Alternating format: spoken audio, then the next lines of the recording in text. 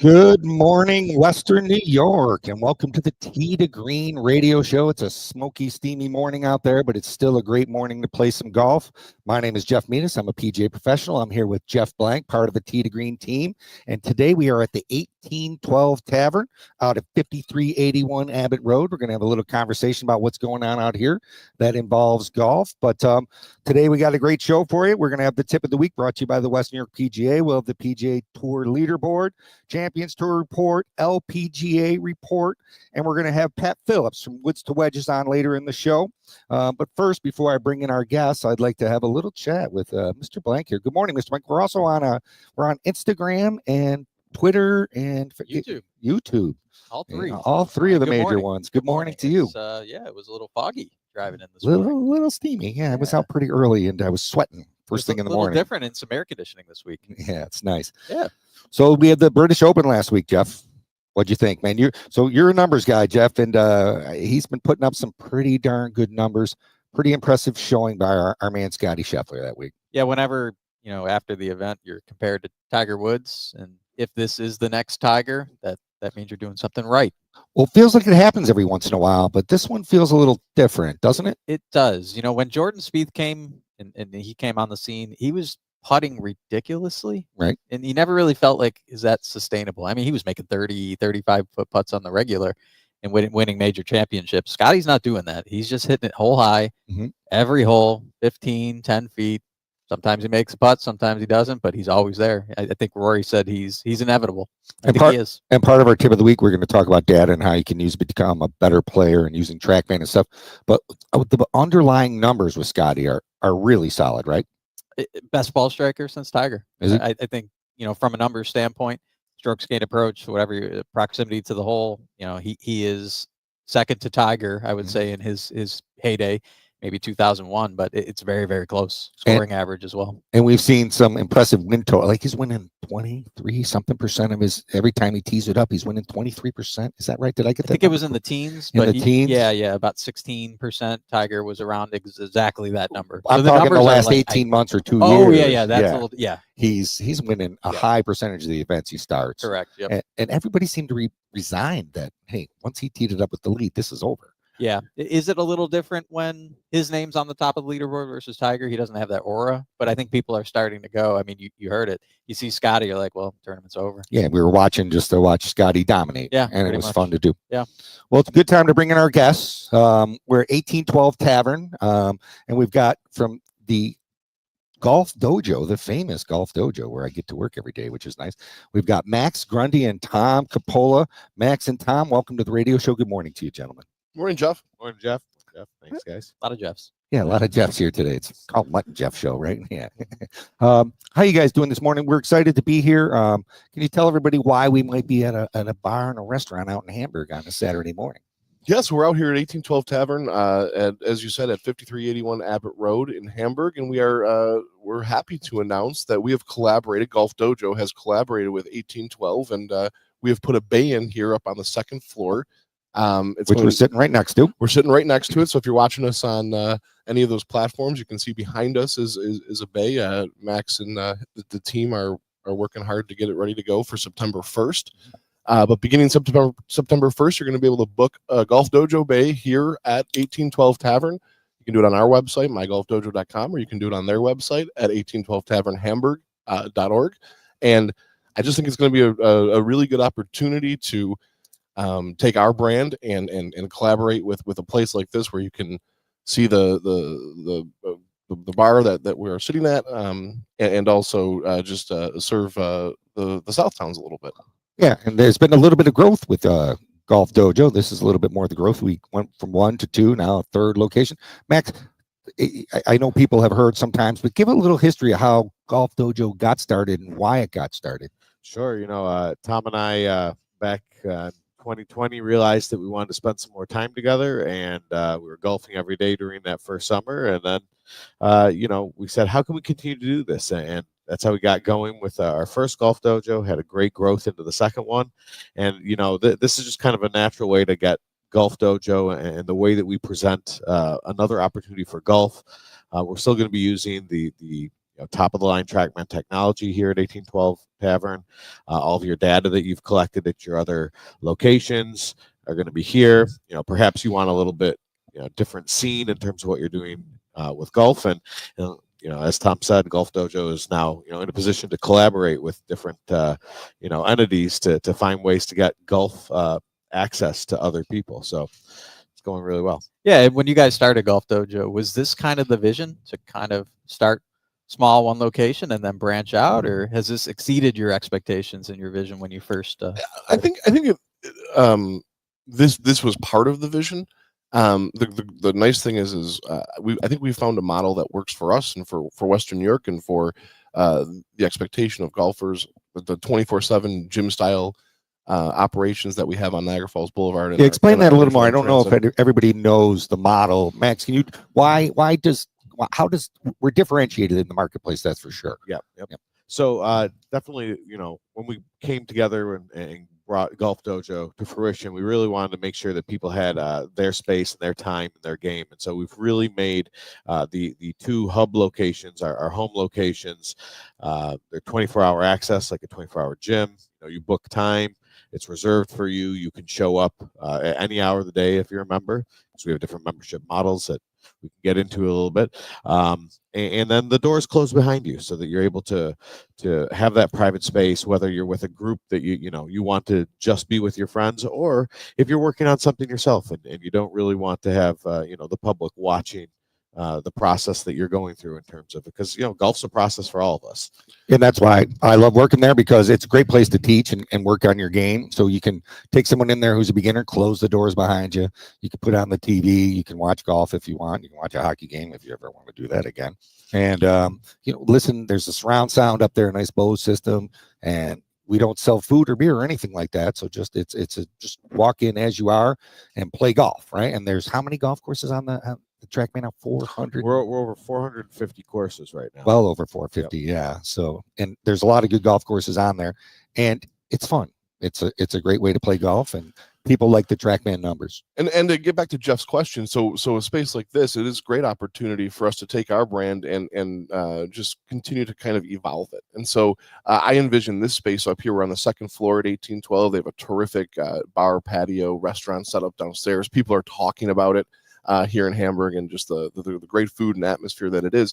This is a space where, for a Christmas party, for a bachelor party, this is a space where you can rent the entire space, have the GolfDojo experience along with everything else that comes with a place like this. And so to continue to move into these spaces and to work with groups like 1812 absolutely is part of what we're looking to expand into. And how did that collaboration go with 1812? Because I think you've gone now from a brand that has brick and mortar to now a brand that is inside another location that you don't own. How did that come about? I mean, did you know the owners? How did the relationship with 1812 begin? So Max and I are educators by trade, and one thing that I'm fortunate to do during the school year is I teach an entrepreneurship class, and so this is starting to feel a little bit like a kind of a case study in there. But yes, it really is about partnerships, and the idea of building a brand, building a business, building a reputation in business. It is about collaboration. So yes, the owners who we know and we worked with on a number of different ways, we sat down and said, hey, could this fit? Could this work? And as we got through it, we saw, yeah, this is a great opportunity for both sides, and take our brand and in this new establishment come together. And so yes, that's exactly it. I also think there's a thing too that everyone sees the potential of the movement toward playing simulator golf, indoor golf, whether it's in your home, whether it's at a facility like this, or whether it's in a facility like a traditional GolfDojo. I think there's really a movement towards this. And so people want to get involved, but there's a whole bunch on the back end that it can be complicated. If you're an expert like these people were in running restaurants, that doesn't mean that you're going to be an expert in running a golf simulator business. Yeah. And so this is the type of partnership where, Tom and I are able to come in and provide expertise, provide a build, provide the back end support, and so that the business owners can really just reap the rewards that come from having access to a thing like this. So we really think that's a really healthy model, both for us, but also for access for the public and for potential partners out there. Yeah, there's nothing better than a rainy day. Even in the summer, we're still busy in the summer. We had a bunch of action yesterday because it was probably a little too hot for people. But to come in, just sit down, hit some shots, get your numbers, play a course, enjoy yourself, and play golf. Right? It's just another way to play golf. It is, I would say, the fastest growing aspect of the golf industry right now. And the good thing about something like this is it's a great way to introduce people to the game. So people get introduced to the game in a little bit of different ways. So it's their entree into the game of golf. That's why promote and stimulate golf. That's why we do stuff like we run programs for the First Tee runs programs here. We run women's programs with Lady Links of Buffalo, junior programs, high school programs, individual programs, anything like that you can introduce someone to the great game of golf, then they just end up having fun. No, absolutely. And maybe transitioning a little bit, it is the end of July, so we're probably heading towards simulator season. I don't want to jump through some great golf season. It is. I'll give you that. Membership. Can you give us some more details on how individuals listening can join? Absolutely. We have a no commitment membership at $20 a month. What that does is it allows you to have a $15 discount on our public hours. So our public hours are $60. Our membership hours are 45 hours. We also have a membership plus with $250 a month. People who are committed to doing this as a habit. It's the most affordable way to do indoor golf in Western New York. So $250 a month includes 8 hours in that membership. And then you get the membership right after those 8 hours.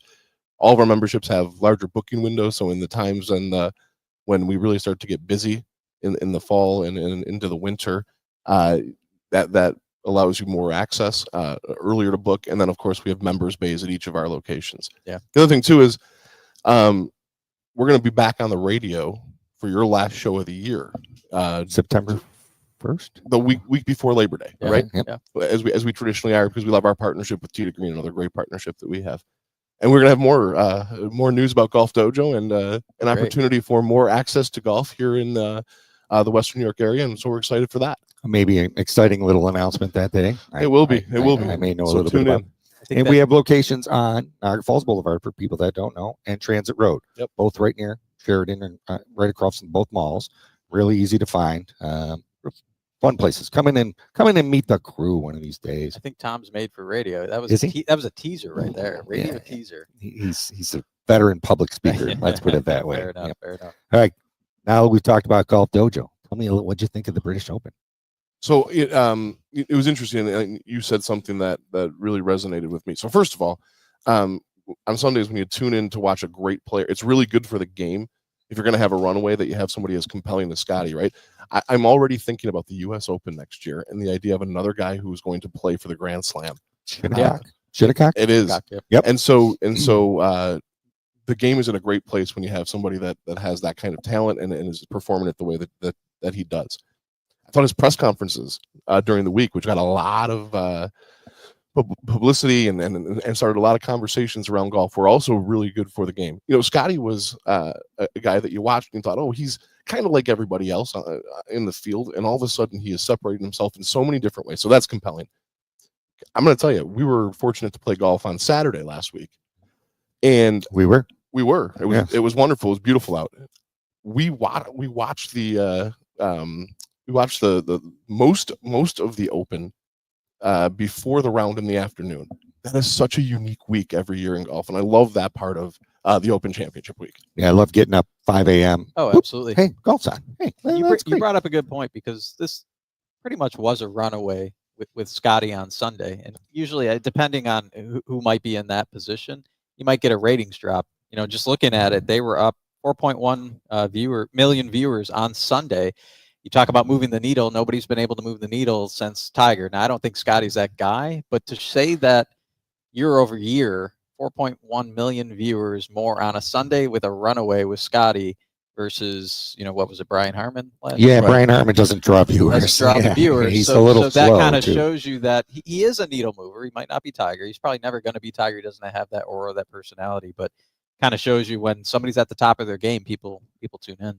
It's interesting. I agree with you. I don't know that he can be have that aura as you described that Tiger had, but what he has that I think is different is that there's a part of Scotty Scheffler, especially given his press conferences and the way he addressed, his life outside of golf and everything.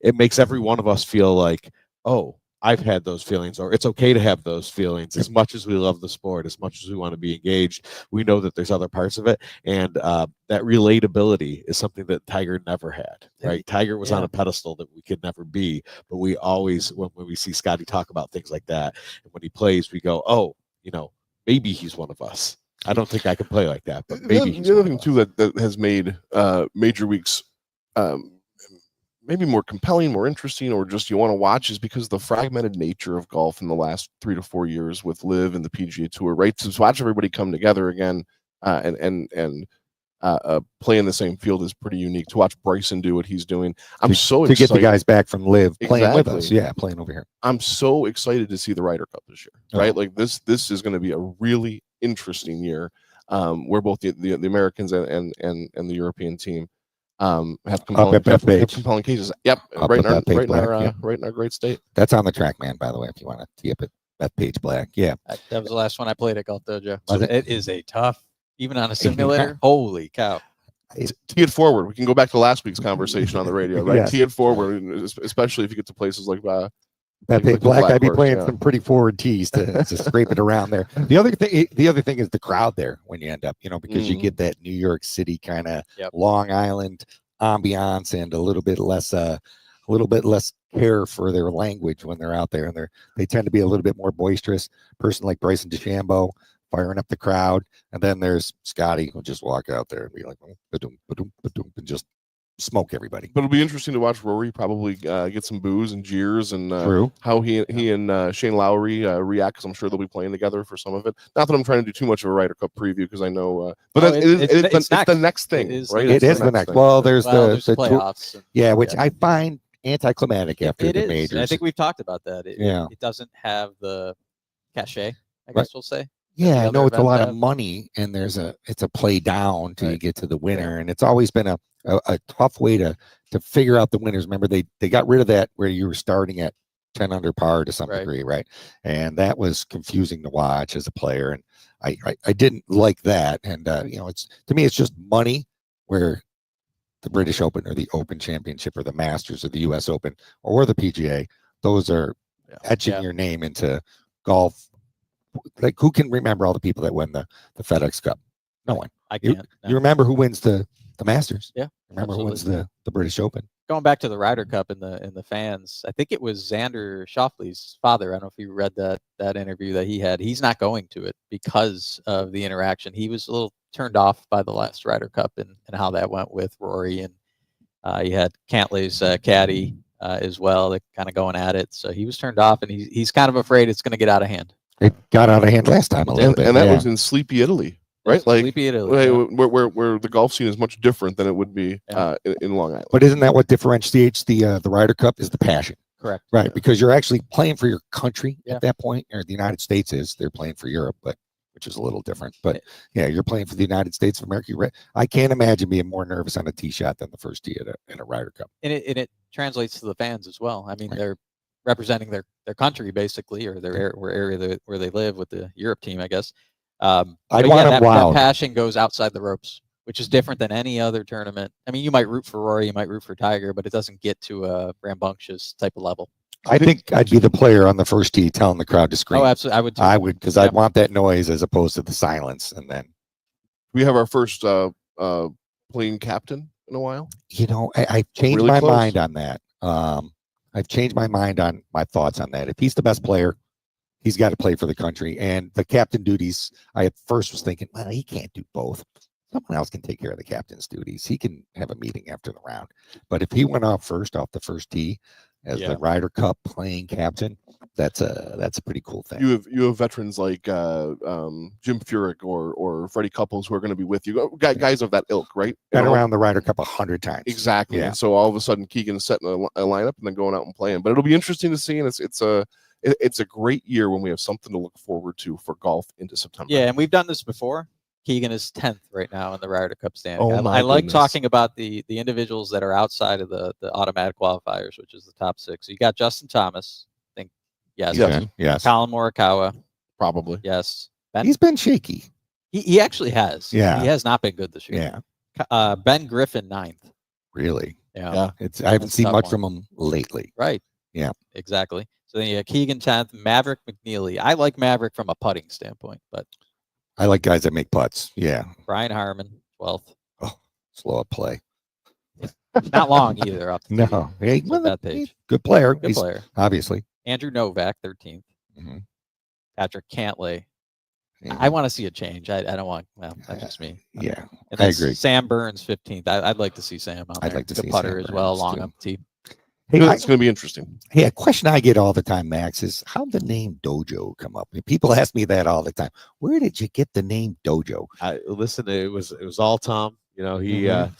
the background is that I, for a long time in my life, did a martial art called judo, and then we were talking about different names that our business could be. We had the idea, we just didn't know what we wanted to call it yet, And we knew that we wanted it to be a studio space, a gym space, which is really not the word. It is studio space. But Yeah. Dojo means something a little yeah. different. So if you translate dojo kind of directly, it Mhm. means the way, or the place of the way. Mhm. So it's a practice space more than anything else. But Tom called me right out of the blue one morning. Just goes, "Hey, I don't know if this would be cultural appropriation or appropriate, but can we call it Golf Dojo?" And it was like it just settled on me instantly. I was like, yes, because it both describes what our place is, and then the other thing that's interesting is that even if you don't know what a dojo is, Golf Dojo has a really great ring to it, right? And we wanted to make sure that we had kind of a global or universal access and name to use. And it did affect the design, I would say, right? That's why the place is so unique, right? As far as its design on the interior goes. Yeah. We definitely borrowed some ideas from some traditional dojos, but we also borrowed some ideas from some traditional golf things as well, right? And we wanted to make sure that it was a space that was both unique but familiar. And we are not a technology company, right? TrackMan is the technology company. They're the best technology in indoor golf. They're the best technology in just the radar systems in golf, so indoor and outdoor. We are a space, right? And that is something that is really Max's genius. He is able to design the space. He looks at it, designs it, and you have a comfortable space when you walk into any of our locations, and you say, oh, okay, this is a space that I feel comfortable and I can play in. It feels private, but also it feels like you're part of a community. The same thing's going to be true here at 1812. This space that's nearly done is going to be a great space that has the Golf Dojo aesthetic, but also is prepared for a different kind of communal aspect of golf. So you want to come here with your buddies, you want to have a party, this is going to be a great space for that. And one last time, in case people listening for the first time or join the show a little bit late. So if people want more information on Golf Dojo, Max, what's the best thing? Give one more little brief synopsis of the location and the business. And if you're interested, how to get inside and come experience the Golf Dojo. Yep. So always the best way to get a hold of us is you can go to any of our socials that are at My Golf Dojo, but our website has all the information you need, mygolfdojo.com. And like we said, we've got locations on Niagara Falls Boulevard, location on Transit. Right from our webpage, when we go live here at 1812 Tavern, you'll be able to book the simulator space here directly from our webpage as well. So once again, mygolfdojo.com. It's going to get you all that information you need. And one thing that, when we're talking about different memberships that are available at our home hub locations, that's going to give you a discount here at 1812 Tavern as well. So, your membership is a member everywhere. Every Golf Dojo. Anything that has our branding on it, your membership will be accepted at. That's awesome. And there's going to be an exciting announcement coming up a few weeks here on Tee to Green, the last show of the year before football season starts, and we start to get indoors a little bit more and start thinking about That's golf. right. So stay tuned every Saturday morning. Yes. Yep. To quote my least favorite New York Jet, can't wait. Oh, yeah. There you go, Bart Scott. It's going to be fun. Yeah. All right. When we come back from the break, we're going to have the PGA tip of the week, and we're going to talk about how you can use data and numbers and some of the things that TrackMan provide to make yourself a better player.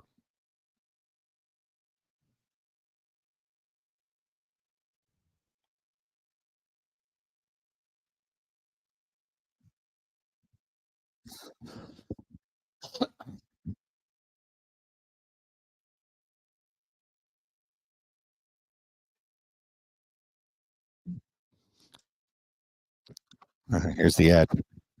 Sorry. Hey, Evan, can you come back with the tip of the week liner? Okay.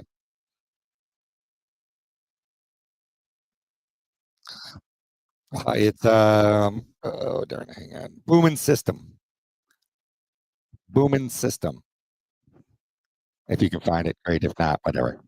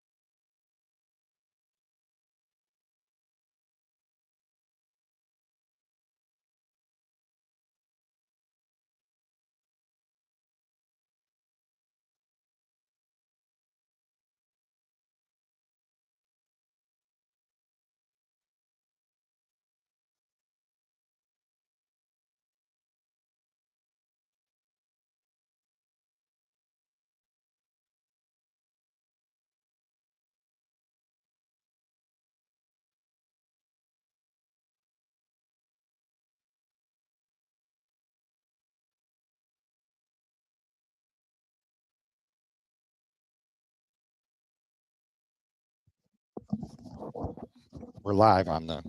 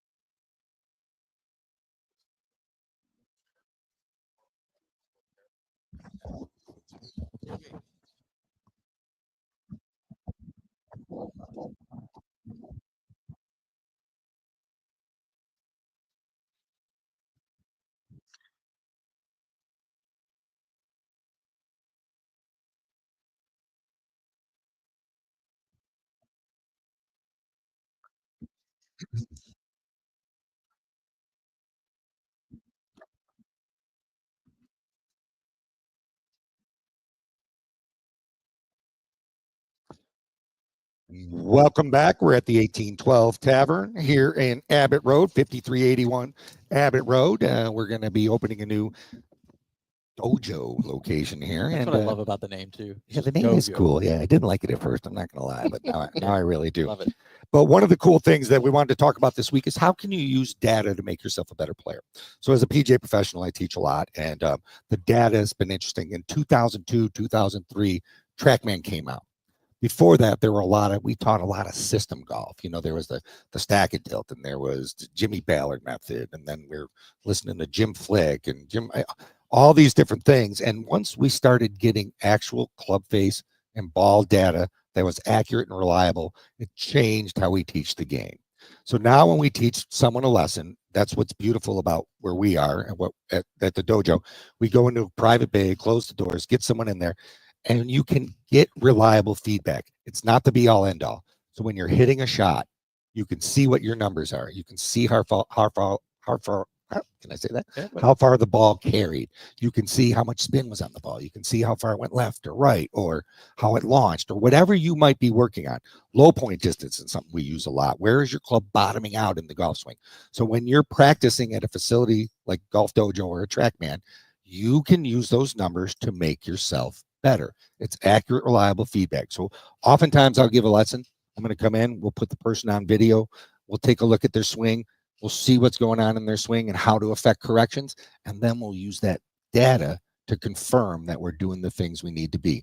Now, Jeff, you're a tiny bit of a data guy. A tiny bit. Yeah. So as you use the data, like you're going into the dojo, what are you using the data for? What do you look for as a data, So I think, not pejorative, but you're a data guy. If you're serious about the game, which most people listen to the show probably are, if you're going to the dojo, you need to have a goal. I think heading into it, what is your goal? There's two things I look at. One is, are you trying to fix something? Are you trying to improve something? If you're trying to do that, then you're looking at a specific subset of the data. I would say there's key core metrics, 6 of them, that you would focus on. The top 2 would be face angle and club path, right? If you're missing to the right, you're missing to the left, you're struggling, you want to understand. Now, you're going to want to define that face angle. So that's how open and closed is your club face at impact, right? Okay. Then your club path, how out to in to out are you? And that's measured in degrees, basically. Right. And you were going to say something? I was going to say, I use the metric face to path versus face angle, because the face to path is how it correlates to the path the club's traveling on. So because you can have your blade open at impact and you're swinging out, and it's how it relates to club path is how the ball curves. There's a misnomer out there where I get a lot of people come in, well, I was taught to swing in to out and close the blade to hit a hook. Well, go watch the best players in the world, right?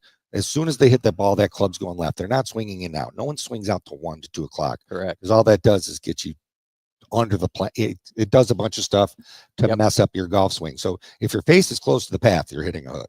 If your face is open to the path, you're hitting a fade. So when you're teaching somebody, face to path is your primary. It's you're one of to try to primaries. Understand where the misses are and be able to diagnose from there. Yeah, and it's usually if you do something in your backswing, it affects impact. Sure. So if A on the backswing, it affects impact B, and we try to affect face to path. Like you said, it has to relate to the path, though. If I'm swinging left, my club's with a negative number in a TrackMan. Swinging left, my blade needs to be open. So it has to have a positive number. Right. You want those to be similar, right? Or close to each other. You started, I didn't mean to interrupt. You started 2, and then what were the other? Well, the key part too is, I'm left-handed. So it's actually the opposite for me. Right. So the negative becomes the positive if you're swinging out to in and out. So you got to remember that if you're left-handed. Like if you look at the screen with all the data, there's a dash on the left. That's the angle that it means. Yeah. So negative. Correct. Yes. The next, I would say, secondary metrics, the next 3, and this is supported by TrackMan as well. Impact location. Okay, where on the face are you striking the ball, which is going to relate to your smash factor in some way. Do you think smash factor is I like it. To me, it's an efficiency metric. With a driver. With a driver. Once you get out of the driver, I think it's less meaningful. So smash factor is basically a correlation between club head speed and ball speed. So in concept, if you have 100 miles of club head speed, the maximum ball speed you could get would be 150 miles an hour. And that would be a smash factor of 1.5. That's the holy grail of smash factor. Correct. For drivers. But what affects that is attack angle, centeredness of contact, right? Those things affect your smash factor. It doesn't allow you to diagnose. You have to go find what is causing that. And impact location could be one of those things. The next one is attack angle, like you just said. Right. Coming with the driver, you kind of want to be hitting up on the ball. With an iron, you want to be hitting down on the ball. So you should be able to see that on the TrackMan. Right. And then the next one, which is a sneaky metric to me, is low point. You had mentioned that heading into this segment. Are you hitting the ball, or are you hitting the ground before the ball? Or are you hitting the ground after the ball? If you got an iron shot, you want to hit after the ball. Right. with a driver, you want to bottom out before you want to hit the ground, but you want to bottom out so you're coming up on the ball at impact. Right. And then they're because this has been around, there's all the PGA tours, there's averages for all those things. Yep. But averages are not necessarily the be all end all. I agree with that. Yeah. Yeah, because there's outliers everywhere. And most of your tour players, a lot of them actually hit down slightly on the driver, like Right. 1 degree. But most players that were walking in to our place, you want to be hitting with a positive attack angle. Yep. And because when you hit down on it, it puts too much spin on the ball. Yep. The ball spins, gets going. Most people that hit down on the driver, they spin it, they hit it low, and it peels up into the air and floats right. And that's, a visual. Without a TrackMan, you can tell if you're hitting down on the ball because the ball will have a ton of spin. Max, Tom, sorry. And if you take this conversation out to 30,000 feet. Yeah, sorry. No, I think it's really good, right? But just for the average golfer, which I'm squarely in the middle, right? If you take it out to 30,000 feet, this is why when you come into any facility that has a TrackMan, especially GolfDojo, you want to make sure that you're working with somebody that really understands the data, right? And really understands, because it can be overwhelming when you get there. But if you take a lesson with Jeff, or even you just come in, you have an hour, and Jeff is there with you. Oh, all of a sudden you understand. Okay, these are the 3 things that I'm looking to do when I'm here. And to bring it back to Jeff Blank's point, right? Then you come in with a purpose and a goal. You can practice. You don't get overwhelmed by the data, but you find those 3 things that I want to make sure this is where I want to improve. And your feel can lie to you. So you're trying to change your swing. You feel like you're making a change. You feel like you're doing it right. And then you get in there and you see, I haven't changed a thing yet. I think they say real and feel, right? Even the pros get that wrong. They think they're doing something they're really not. So even the best in the world have struggled with real and feel. The other part I'll add, not to transition a little bit, but the second area, if you're heading into GolfDojo, for me personally, is your yardages, right? So you can try to diagnose, and that's going to be those metrics that we talk about. Then it's just refining your bag. So for me, again, if you're a skilled player, even if you're not a skilled player, knowing your carry distances are extremely important, especially when you're trying to carry bunkers, you're trying to carry water hazards or whatnot. I try to see, what are my carry distances? And this is average. You don't want to take your extreme, right? I don't even take average. What do you take? I take median. Median, okay. Yes, because you're going to hit stinkers, and you're going to so that'll mess up your average. I like that. Median. Yeah, so you take the median. So you hit 10 balls with your 7 iron, and you find the median, and that's going to be pretty close to your stock carry yardage. Right. Now, it's good to do that indoors where it's a controlled environment and you're getting accurate, reliable feedback.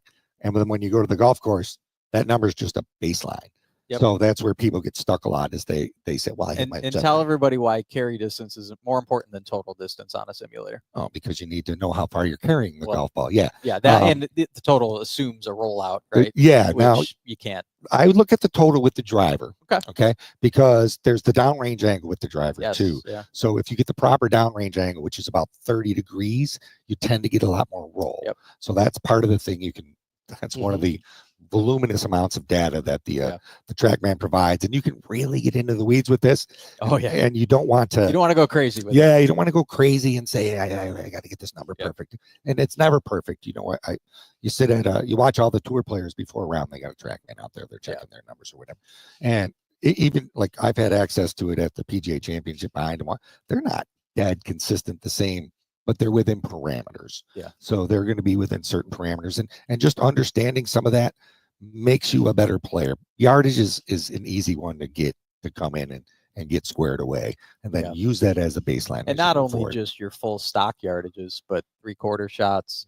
I like to look at, what if I want to really power it and hit a draw, what do I hit it? What do I hit a fade? You can really narrow in your gaps, and it allows you to make good club decisions when you're on the course. You know what's so interesting is that for my whole life, I would have a 50-yard shot, and I'd say, it's just feel. It really is. It's just feel. Now all of a sudden, because you're doing that inside and you're getting a real understanding of the number, it's more than feel, right? I will scope a 50-yard shot to make sure it's 50 and not 62, right? Yeah. Just make sure that I'm right at it. And so that's what has happened when you're inside and you get your numbers and you really understand how this works. Stay at 30,000 feet. Let the experts help you with narrowing your focus, but it really can be effective for you. And and that's where we're getting back to having positive, productive, constructive practice and play, as opposed to just getting up and swatting some shots and just thinking you're doing something. One of my favorite things to do is the TrackMan Combine. Yep. So it'll have you hit 10-yard increments up to your driver and then 10-yard increments on the odd numbers down. And it takes all the data from all the people that have ever done this and put your handicap in, and it gives you a number where you fall in line with those. So if you're in the 80th percentile or 40th percentile, and it gives you accurate, reliable, I use that word a lot, man. Yeah. It gives you empirical data so you know where you have to improve your game. And yardage, knowing your yardages on the wedges is great, because if you can translate a 50-yard feel onto the golf course, right? I'm 50 yards, I hit 250-yard wedges, I know how to do this. Right. And it gives you confidence. And That's exactly right. yeah, exactly right. Do you ever caution anybody of chasing perfection? Like 0-0 face angle, club path. Like if you chase that paralysis by analysis and you start to bring it to the course, that could be a detriment. Do you try to have them leverage? Hey, if you're a guy that hits a draw, play the draw. Just make sure the fundamentals are right. You're making good impact. Club face location. Are you trying to get people to a 0-0 Never. idealistic state? I agree with that. 0-0, I don't deem to be idealistic No, in any way, shape, or form. You either want to hit a fade or a draw. And chasing perfection in golf is not a game of perfect, as Dr. Bob Rotella, right? And when you have a 0-0 or you're trying to get to 0 face angles, 0 target, what happens is your misses are always moving away from your target then. Yeah. So if you're hitting a fade, I pull it a little, it's working back towards my target. I hit a push, I push it, or a draw, I push. And the really high end, if you really want to get really good at controlling your ball, then we try not to cross the line, we call it. So this is my target line and down the middle of the fairway. I don't want my fade to cross that center line, because then it's working away from my target. The more it stays left, it's always working closer to my target, if that makes sense. Yeah, and this is going to transition to a good thing. But we had Anthony Delasante on last year, and he was saying basically the same thing. I always want to play a type of shot, because if you think of a fairway that's 20 yards right and you're aiming left, you have full 20 yards in order to miss, let's say, on a larger fade. If you're hitting it straight, you only have 10 on one side and 10 on the other, and you don't know which way it's going to go if your swing path is a little bit off. Exactly. So it was a great piece of feedback that he provided as well. Yeah, he made the cut this week. I wanted to, that was the transition. Yeah. So he made the cut on the Corn Ferry Tour event this year. He's the A on the score sheet there for the amateur, and he's heading off to the U.S. Amateur shortly up in up at San Francisco at the Olympic Club, and we're excited to see him. And none of this is new, right? We listened to Jack Nicklaus in the 1960s and 70s talk about missing on one side, making sure, right? And if you go back to the 86 Masters, I remember an interview with Mr. Nicklaus afterwards, and he said he crossed his target line twice that week. Yeah. So it doesn't mean he didn't finish right of the pin. It's where was his target for that hole. So things like that, and this is how, like in golf, you're always kind of nipping it. I mean, you want to get your core concepts and your swings down, right? Your fundamentals, but then you want to, around the edges is where you make the difference. Look at the Bills. They're in camp this week. What are they doing? They're working on the finer points of their game, the footwork, all those different things. That's why indoor golf and things like TrackMan have grown so much. It's the fastest growing part of the industry right now. And there's no way to talk about the Bills without talking about golf. No, it's like their favorite thing. Right? You listen to Josh talk about golf. You listen to Khalil Shakir. We're just hearing this about Brandon Bosa loving it. Yeah. They're all members at the club. A couple of them are at Oak Hill, I know, as a matter of fact. Which is terrific. It's terrific for Western New York golf. Yeah. And all right. So next we have a very special guest from Woods to Wedges. We have a PGA professional, Mr. Pat Phillips. Pat, welcome to the show this morning. How are you? How you doing, guys? Thanks for having me on.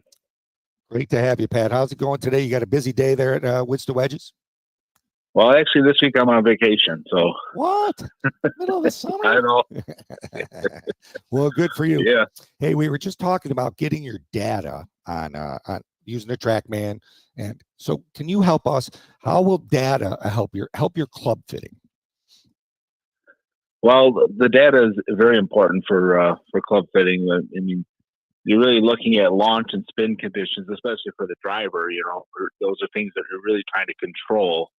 And I mean, that's the best way to be optimized if you get high launch, low spin with the driver, for instance. So what's a low spin number? So someone's working with the TrackMan and they're trying to hit a high launch, low spin. What's a high launch? What's a low spin number? Yeah, you're looking for anything from 10 to 14 degrees of launch, and probably 22 to 26 to 2800, depending on the club head speed. If the higher club head speeds are going to have lower spin, just because speed creates lower spin and center contact and everything like that too.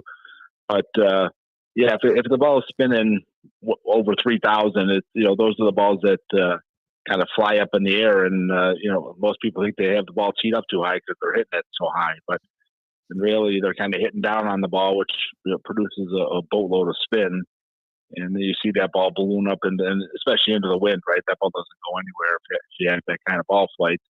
A lot of it's technique, but I mean, you definitely have to control spin as best you can. And do you put higher speed players at a lower launch angle or a higher launch angle, or does it not matter? No, I think the launch angle kind of stays consistent. It's controlling the spin, but higher speed guys usually don't have trouble launching the ball, because they put more spin on it because they hit it harder, right?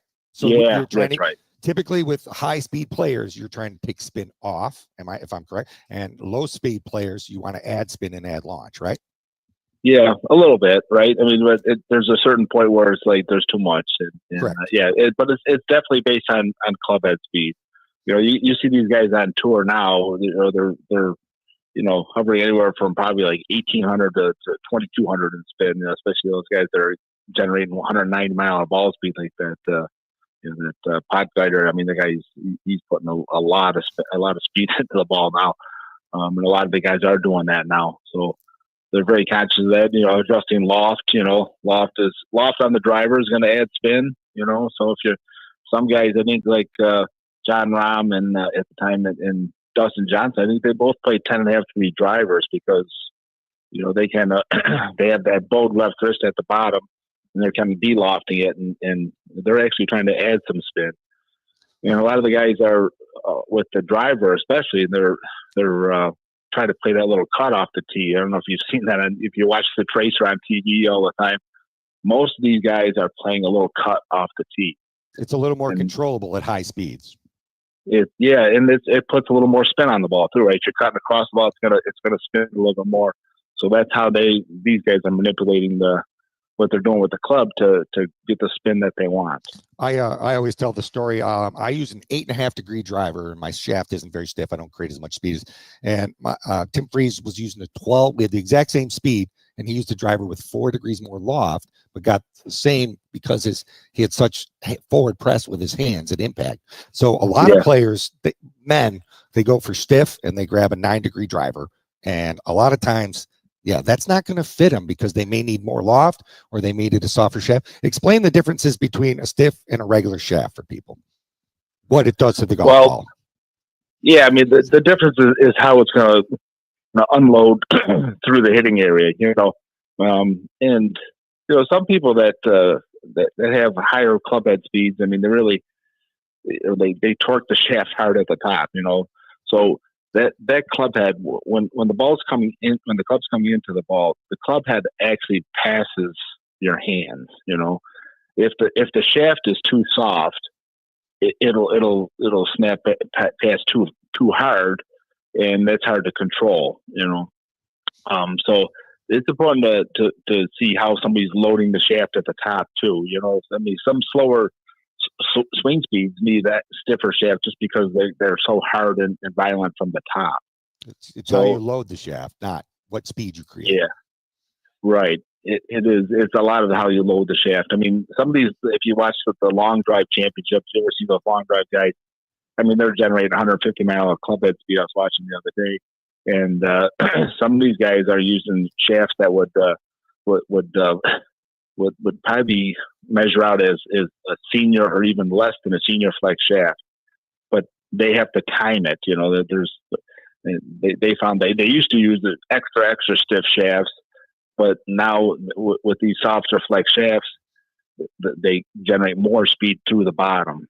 But it's very difficult to control that for them. And that's why it's a 50-yard wide grid, and they just try to get one ball and play there. Yeah, and Pat, before we let you go, talk to us a little bit about woods to wedges. People want to go get fitted.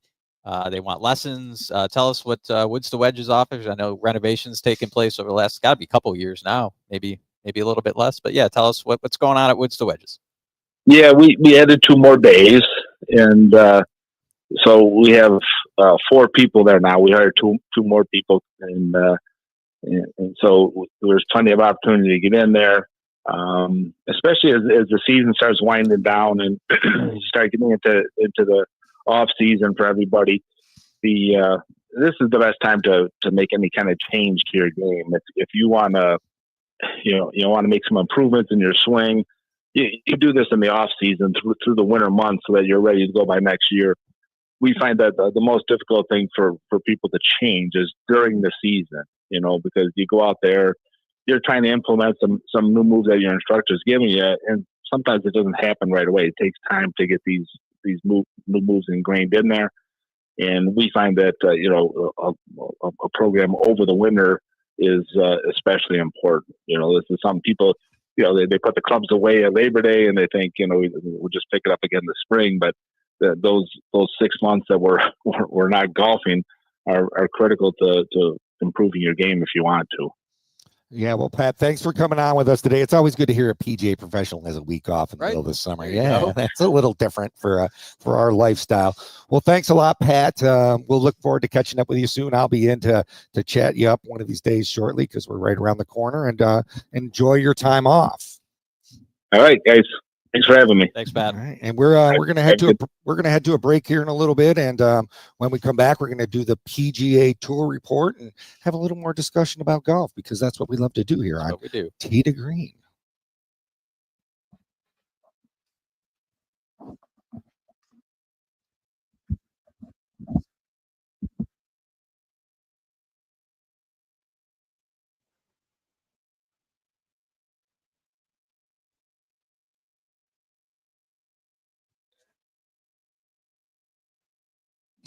Can you come back with the leaderboard report liner? Thank you, sir.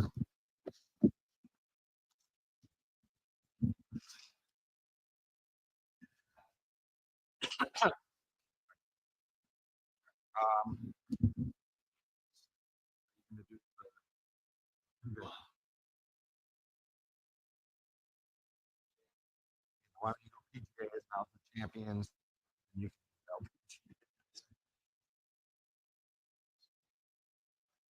will let you struggle with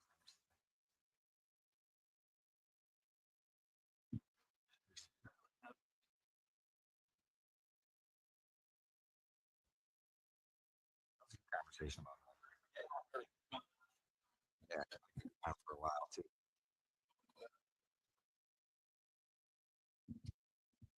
I like when we talk golf a little bit.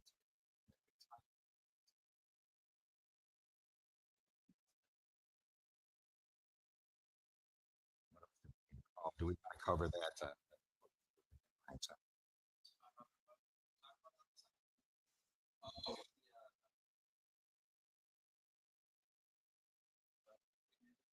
What Mickelson said.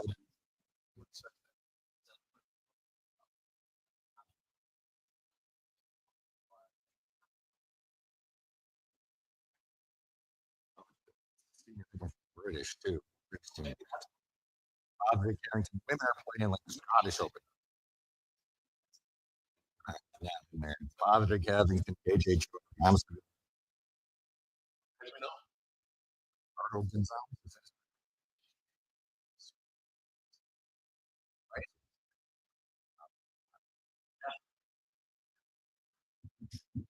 Sunningdale.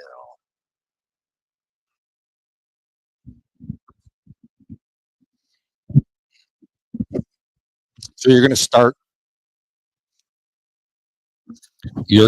the PGA Tour. Mm-hmm.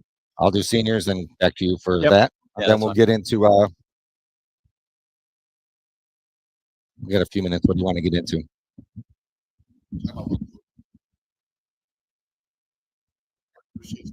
Just to get in. Yeah, okay. Okay. And we can weave that back into other things. Yep.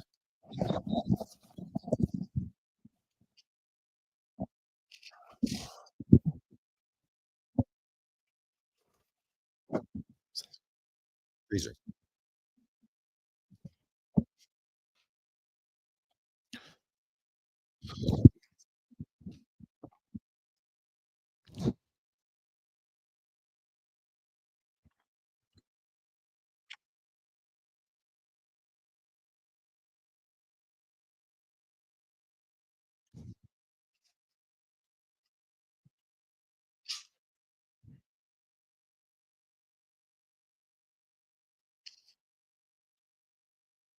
Evan, what time do I need to be out? Oh no, what time do I got to get out by? Oh, okay. Sorry.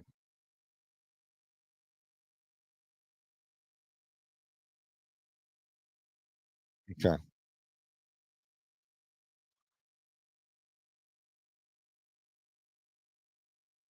Okay. I'll get out. I'll get out a few minutes early. Okay. All right. Perfect. This is my favorite commercial. No, me.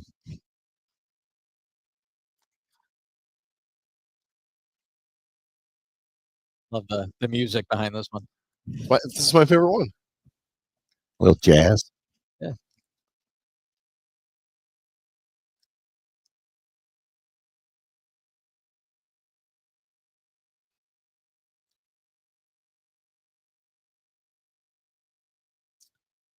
All right, we are back, and PGA Tour leaderboard brought to you by Callaway Chrome Soft and the First Tee of Western New York. We got the 3M Open taking place in Blaine, Minnesota this week. Our Kevin Sylvester should be on the air right now. Yeah, that's why he's not with us. Yeah, he's on the not air. with us today. PGA Tour Radio. He's not ditching us. Nope. But leading the tournament right now, Thorbjorn Olesen at -14, Jake Knapp in second place, -13, Pearson Coody and Sam Stevens tied for -12 and third. And your Champions Tour report is brought to you by Donald Ross Sportswear, your hometown premium golf apparel company. Find us in your local pro shop or online at donaldross.com. And this week it's a fun event. It's the Senior Open on the British side, and that's the Sunningdale Old Course. And of course, I love saying his name. First place is Padraig Harrington at 8 under, followed by KJ Choi, Thomas Bjorn, and at 6 unders, Ricardo Gonzalez and our friend Justin Leonard. All right, LPGA report brought to you by Puma Golf Shoes. We are at the ISPS Handa Women's Scottish Open in Dundonald Links in Troon. And a name that I think is going to become familiar at the top of LPGA leaderboards, Lottie Wode leads at -12. Very strong talent. Amateur had won the U.S. Augusta, Women's, National Women's Amateur. Yeah, Augusta. exactly. Yep. Second place at -10, Nana Kjorts Madsen tied with Nelly Korda. I love Nelly. One of our favorites, Nelly Korda, -10, 2 shots back. She's a swing I use as a model constantly because she has one of the most perfect swings in golf. She's got some videos with Tiger Woods that are fun to watch as well.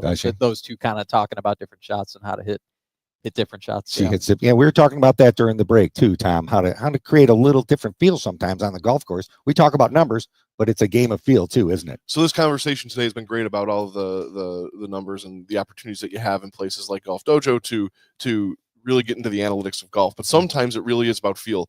Brian Koziel, who the great host of this show, He's listening, by the way. He is listening. Don't say anything bad about him. We talked about this last week when we were out on the course. Sometimes it is just he literally just changed the tee. Mm-hmm. He said, I'm just feeling a little different. Obviously, tee's not going to affect anything except something in your mind. Yeah, well, we can get deep into it, but it really isn't, right? Next 3 holes he plays in 1 under par, right? And so sometimes it's just a change of a lens or a framework, and the mental part of golf is very real too. You know, I know I like to tee my ball down when I'm trying to hit a fade, and I like to tee it a little higher when I'm trying to whip a draw out there. I'm a lot better at the fade, but the draws, you try to hit up on it and give it a little flatter spin to make it turn over a little bit easier. One of my favorite shots. I mean, but players that know that play in this area, very windy in Buffalo, right? One of the shots I love to play, just play it a little bit further back in my stance, choke down a little bit, hit a little nice draw. Right. Get some roll, especially now with how dry it is, get a decent amount of roll out there and into the wind. Plus what you're doing is you're taking a flatter face club, you're moving it back, de-lofting it, and you're hitting it less hard. All those things take spin off the golf ball and keep it tighter in the wind. That's a common misnomer. Into the wind, you would think, I got to hit it harder. It's the exact opposite, actually. You want to maybe hit it 3/4, choke down a little bit, keep it low underneath the wind. And you see it with wedges too. People hit too many high wedges. I agree They with hit that. the ball. I watch too many amateur players throw the ball as high as they can with their wedges. And you go to a tour event and people are trapping and covering and flighting them in their lower and controlling the That is a spin. great tip. That's Another ex- tip that's of the week. exactly There We you got a go. lot of tips of the week this week. I love Yeah, it. Yeah. Yeah, What happens when you hang out with a golf pro? Yeah. You know, it's nice to be able to hang out with a golf pro. isn't Sure it? is. Well, one more time, Tom, before we leave, if you could refresh people's memory about the Golf Dojo and what it offers to West New York golfers. Absolutely. Thanks, guys, for being here. We're excited on September 1st here at 1812 Tavern at 5381 Abbott Road here in Hamburg. Golf Dojo Bay will open to the public and to our members. Golf Dojo, of course, we have our two locations on Transit Road and in Amherst and in the town of Tonawanda on Niagara Falls Boulevard across from the Boulevard Mall. And stay tuned because in the last show of the Tee to Green year, we have another big announcement for Golf Dojo coming. We're really excited about that. Well, we're very excited about it. And got one more thing. One more thing, I do want to wish Anthony Del Sante good luck in the third round of the Corn Ferry. I know we mentioned it earlier, but local talent out of Sanborn here. So good luck, Anthony. Well, thank you to everybody. My name is, before I do the thank yous and goodbye, Evan, can you jump on for a second with us real quick? Are you there? I'd like to. Oh. Hey, first of all, I wanted to congratulate Evan. You got engaged this week, didn't you, Evan? That's it. Just thank you. Just thank you. He's ecstatic. He's not, I feel the joy. Yes. Yeah.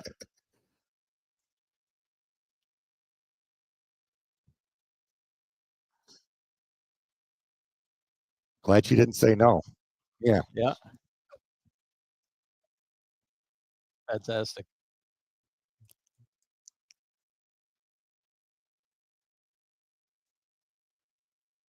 Of course she's like, how sweet was that? Who isn't listening to Tee to Exactly. Green this morning? Exactly. Well, congratulations. Well, my name's Jeff Meadis, the PJ Professional. I'd like to thank Jeff Blank for joining us, for Kevin Sylvester, Awesome. Ryan Koziel, Tom Capola, Max Grundy, and Pat Phillips, all who had joined us today. Thank you very much for a great show. We look forward to seeing you guys next week from Pendleton Creek Country Club. Fantastic.